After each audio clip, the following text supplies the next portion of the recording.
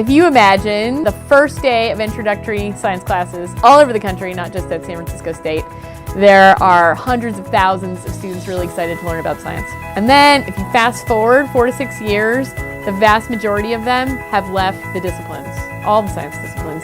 And what's unfortunate is that people disproportionately leave. You can predict who leaves based on their gender or their cultural background. So we have a disproportionate loss of women from the sciences and a disproportionate loss of students of color and first-generation college-going students. One of the ways in which SEPAL helps encourage students of color to pursue a career in science is by making them feel included. So for example, by bringing in scientific experts with similar backgrounds and introducing them into our everyday classes, I think that that's something that helps empower us and motivate us to pursue a higher education in the field of science. Coming into the SEPAL lab, I had already known prior to this about the basic ideas behind active learning and engaging students in class, but coming into SEPAL, I was able to see it all come together in a classroom.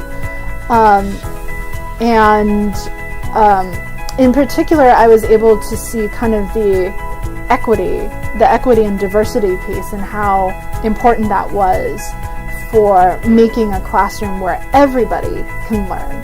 The most exciting thing was the realization that I didn't have to follow my old this is the lecture kind of a thing, and that I could introduce some activities into the class for students to participate in a little more actively, and also starting to use clickers and things like that.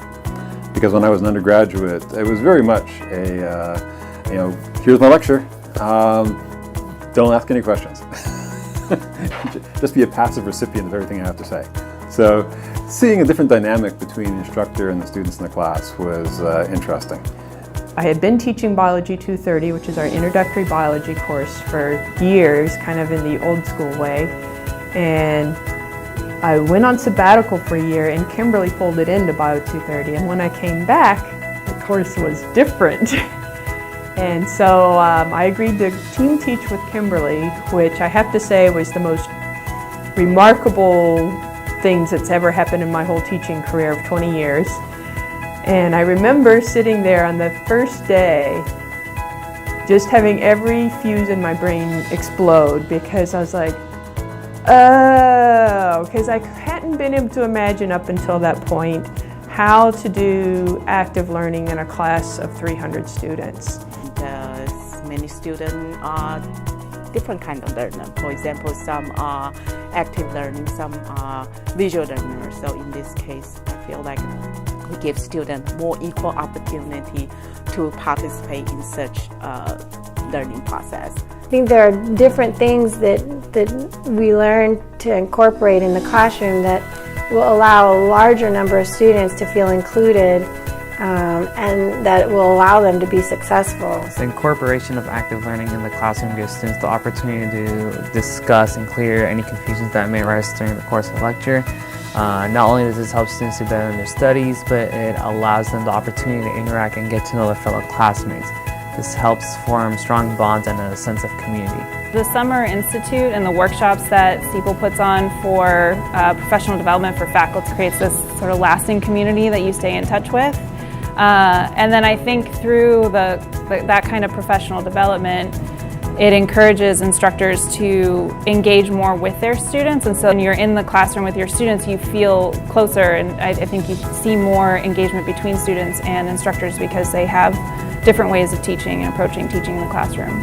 SEPAL offers many services for students, faculty, and staff, ranging from collaborative research opportunities, special designed courses in which participants learn, practice, and sharpen their active learning and teaching skills, as well as checking out materials from the Resource Center. So the Resource Center houses materials to make science classrooms more hands-on, minds-on, engaging.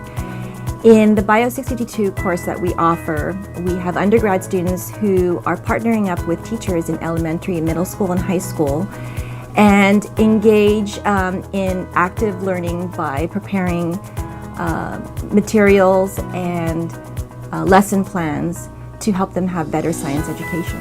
I think that we, over the years, have tried to shift what we do based on the needs of the people around us. So when we had desires from our undergraduate students to learn how to teach a science they know to other folks, we built a service learning course where you go out and they can partner with elementary and middle school teachers and teach little kids about science.